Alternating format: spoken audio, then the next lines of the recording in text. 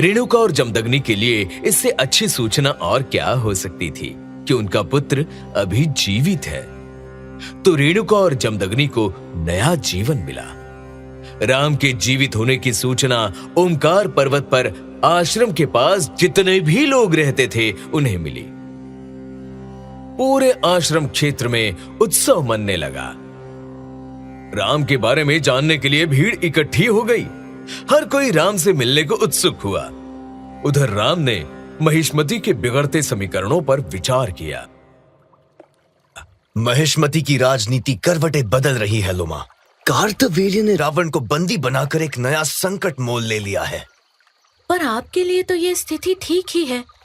शत्रु का शत्रु मित्र होता है। आप रावण से मैत्री कर सकते हैं। असंभव।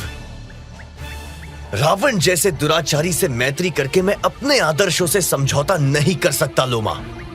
हमारी शत्रुता विचारों और नीतियों से है, व्यक्ति से नहीं।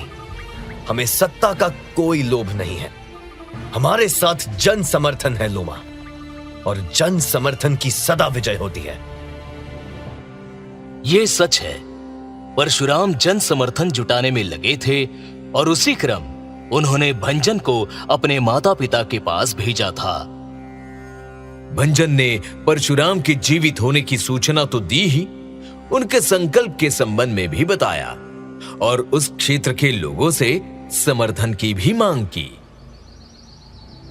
मैं परशुराम का एक सेवक हूं और अंतिम सांस तक उनकी सेवा में रहने का प्रण किया है।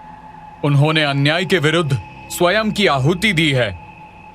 मैं इस सभा में बिना किसी भूमिका के एक प्रश्न पूछना चाहता हूं।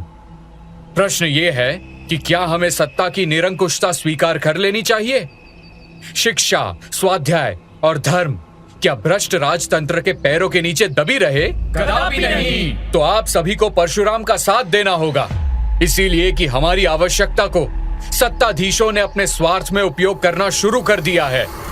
सैनिकों का उपयोग बहु बेटियों के अपहरण के लिए किया जाने लगा है। यज्ञ की वेदियां नष्ट भ्रष्ट की जा रही है। क्या ये सब हमें सहन कर लेना चाहिए?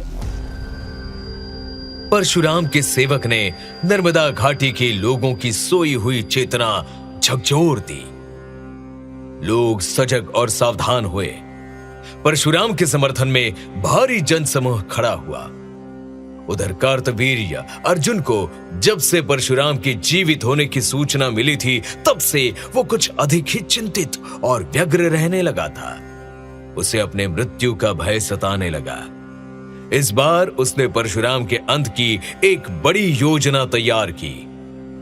अब प्रश्न ये है कि इतना कुछ करने के बाद क्या वो परशुराम तक पहुंच पाया?